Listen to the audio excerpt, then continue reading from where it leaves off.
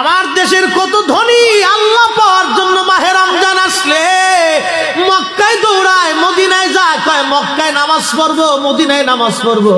এক রাকাত নামাজে 1,00,000 রাকাতের সওয়াব, এক রাকাত নামাজে 50,000 রাকাতের সওয়াব।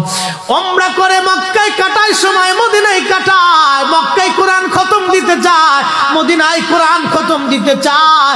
সওয়াব মাহে রমজানে অগণিত সওয়াবের আশায় ব্যক্তিগুলি আল্লাহর ঘরে হাজিরা দেয়, কিন্তু বাড়ির পাশে গ্রামের কত গরিব মানুষ টাকার অভাবে বাবা ভালো ইফতার করতে পারে না, টাকার অভাবে কত মা ভালো সেহরি করে রোজা রাখতে পারে না। এই ধনীরা এই গরিব মানুষের ঘরে খাবার না দিয়ে আল্লাহরে পাওয়ার জন্য মক্কা মদিনায় দৌড়ায়।